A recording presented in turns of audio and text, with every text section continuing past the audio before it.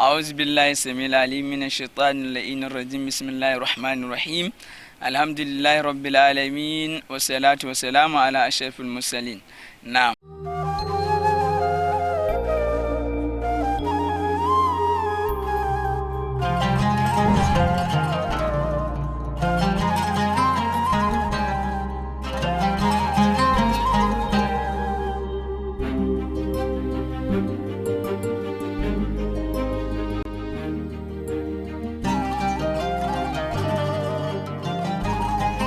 uwa ni ne naku hafizul Qur'an Abbas Ali. yan uwa musulmi, muna gaishe ku kullum bismi wa aini, kuma muna gaya muku cewa bayan mutum ya yi azumi akwai abinda manzo Allah sallallahu alaihi wasallam ya farlanta kan dukkan musulmi, ko mace ko namiji, yaro ko babba.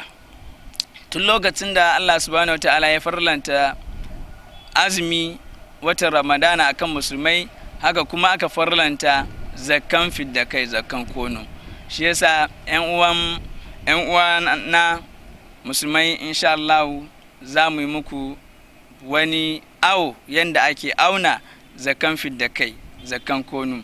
Saboda ita zakkan fidda kai, manzo Allah sallallahu alaihi wasallam yana cewa shahru ramadana mu'allaqun bayna samai wal ardi wala yurfa illa bi zakatil fitri. In mutum ya yi azumin watan Ramadana, azumin nan yana nan rataye tsakanin sama da ƙasa. Ba a ɗaukan azumin na kai gaban Allah subhanahu wa ta'ala sai bayan ya fitar da zakkan fidda kai, matukan yana da shi. Amma wanda bai da iko, Allah bai wajabta mishi ba. La ikraha fid din. To shi yasa ga yanda ake fitar da zakkan kono. Wannan ana ce mishi mudun nabi. Mudun nabin nan guda 4 shine sa'i. To sa'i guda shine na kowane mutum ɗaya daga cikin musulmi. Kowane mutum ɗaya, kowane rai ɗaya yana da sa'i guda ɗaya. Ko jinjiri ne ko min tsufan shi, duka sa'i guda ɗaya. To ga yanda ake aunawa.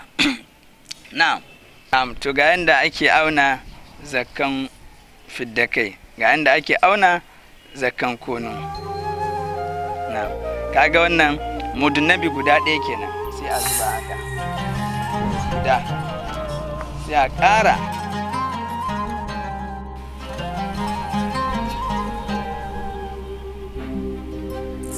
Biyu kenan.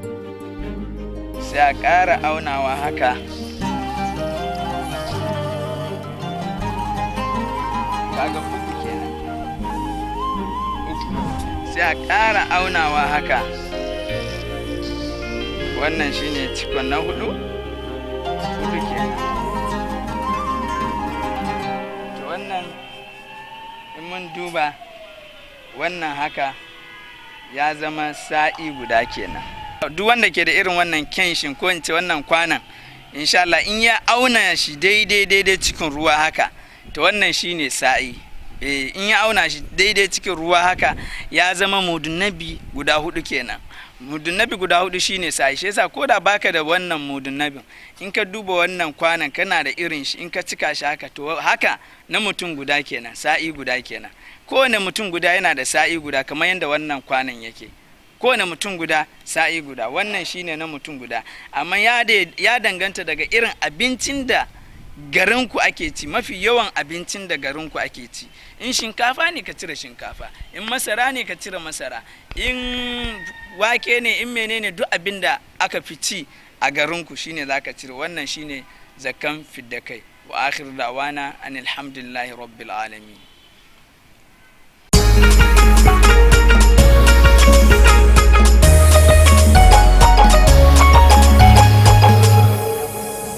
Hausa Television.